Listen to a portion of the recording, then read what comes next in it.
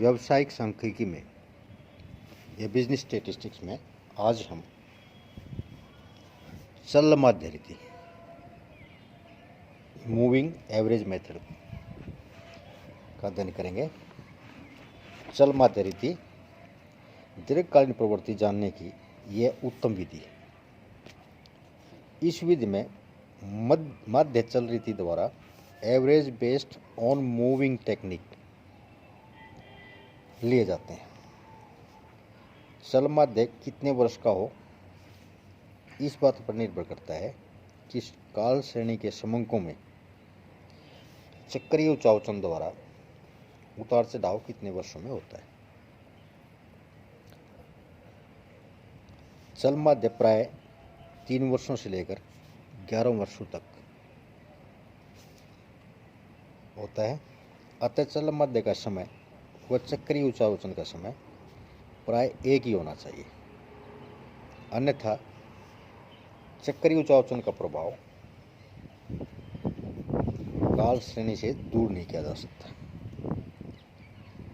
प्राय ऐसा देखा जाता है कि चक्रीय उचावचन का पूर्ण चक्र सदैव एक जैसा नहीं होता।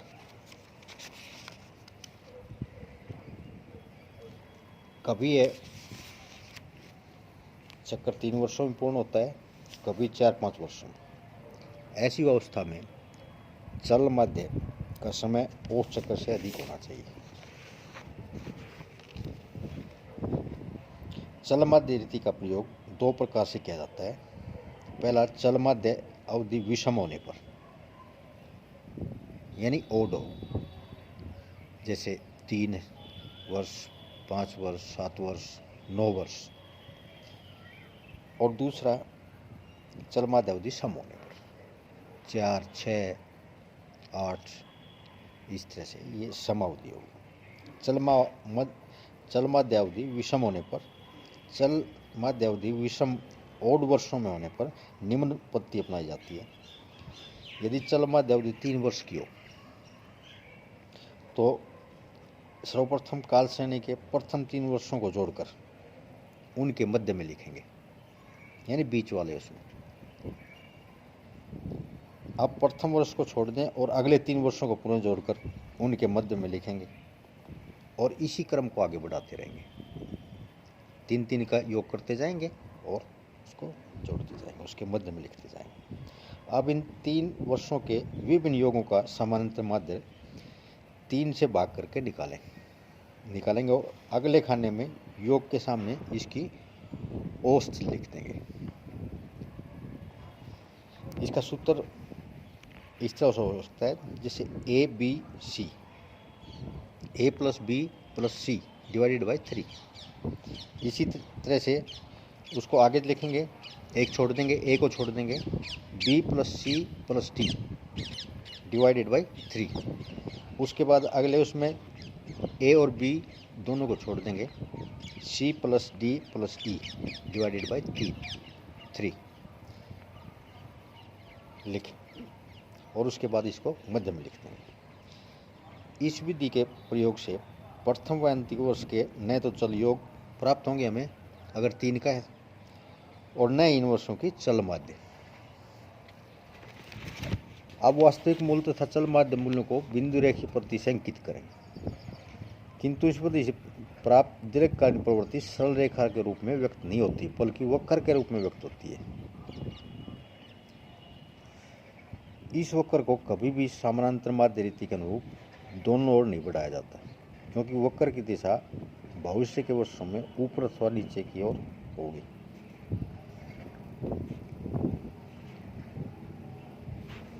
अतः इस विधि से भविष्य वर्षों की अनुमानित दिशा ज्ञात नहीं की जा सकती है।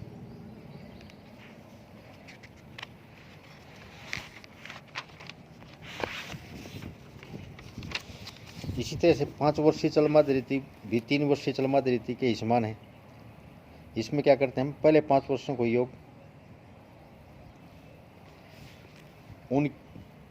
उनके मध्य अर्थात तीसरे वर्ष के सामने लिखेंगे। इस प्रकार चल माध्य निकालने के लिए योग को 5 से भाग दे देंगे। इस रीति में प्रथम व अंतिम दो वर्षों की दीर्घकाल प्रवृत्ति को नहीं जाना जा सकता। जैसे उसमें हम a plus B plus C divided by 3 कर रहे थे, इसमें करेंगे a plus B plus C plus D plus E divided by 5 और इसी तरह से आगे चलते जाएंगे और 5 वर्षीय चल। इसी प्रकार 7, 9 अथवा 11 वर्षों का चल माध्य निकाला जा सकता है। जितने वर्षों का चल योग होगा, चल माध्य निकालते समय योग को भाग भी उतने ही वर्षों से करेंगे। अगर 7 का है तो 7 से भाग करेंगे योग को और 7 ही फिगर का योग करेंगे। इसी तरह 9 का करेंगे और 11 का है तो 11 से योग करेंगे, भाग करेंगे। दूसरी हमारी विधि है चल माध्य अवधि अगर सम होने पर, इवन है, अगर 2 से भाज्य है। यदि चल माध्य सम वर्षों का अर्थात 4, 6, 8 अथवा 10 वर्षों का हो तो चल माध्यों को केंद्रित भी करना पड़ेगा, क्योंकि सम वर्षों का चल योग व चल माध्य 2 वर्षों के मध्य में लिखा जाएगा। जैसे 2004, 5, 6 और 7 के समंकों का योग 2005 व 6 के मध्य में लिखा जाएगा और 4 वर्षों का मध्य भी 2005 व 2006 के मध्य में ही रहेगा। इस प्रकार पृथक समंक छोड़कर अगले 4 वर्षों का चल योग व चल माध्य भी 2 वर्षों के मध्य आएगा। ऐसी परिस्थिति सम वर्षों के चल माध्य निकालते समय आती है।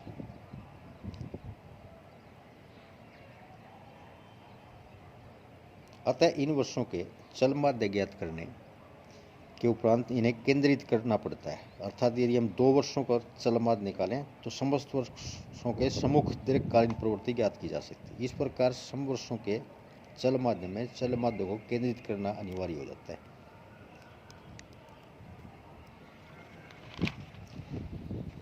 गुण, यह रीति न्यूनतम वर्ग रीति की तुलना में सरल है।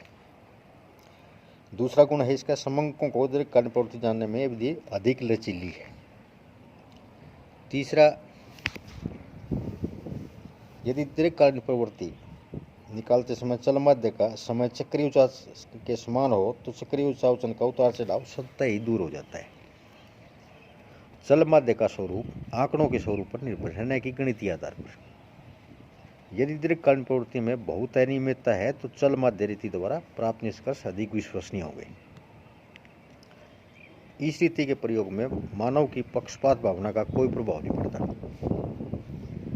लेकिन इस गुण के साथ साथ इसके कुछ दोष भी, डिमेरिट्स या लिमिटेशन जिसको कहते हैं। इस पद्धति का सबसे बड़ा दोष यह है कि इस स्थिति में सभी दिए हुए वर्षों का दीर्घकालीन मूल्य प्राप्त नहीं होता। चल माध्य की अवधि जितनी अधिक होगी उतने अधिक वर्षों के चरम मूल्य एक्सट्रीम वैल्यूज का मान मालूम नहीं होगा। उदाहरणार्थ 3 वर्षीय चल माध्य में 1 वर्ष प्रथम व 1 वर्ष अंत की दीर्घकालीन प्रवृत्ति ज्ञात नहीं होगा। इसी प्रकार 7 वर्ष का है तो प्रथम 3 वर्ष और अंतिम 3 वर्षों की दीर्घकालीन प्रवृत्ति का ज्ञात नहीं होगा। दूसरी लिमिटेशन है चल माध्य अवधि का चयन करते समय बड़ी सावधानी बरतने की आवश्यकता है। इस रीति से भविष्य के बारे में अनुमानित मूल्य ज्ञात नहीं किए जा सकते। चौथा और लास्ट है, सैद्धांतिक रूप से हम कह सकते हैं कि चल माध्य अवधि का चक्रीय उचावचन अवधि समान होने पर चक्रीय उचावचन का असर स्वतः ही समाप्त हो जाता है, किंतु वास्तविक जीवन में चक्रीय उचावचन का समय प्रत्येक स्थिति में समान नहीं होता। अतः किसी भी अवधि का चल माध्य चक्रीय उचावचन के प्रभाव को पूर्ण रूप से समाप्त नहीं कर सकता है। और लास्ट है इसका, यह विधि सामान्यतः माध्य की परिसीमाओं से प्रभावित होती है।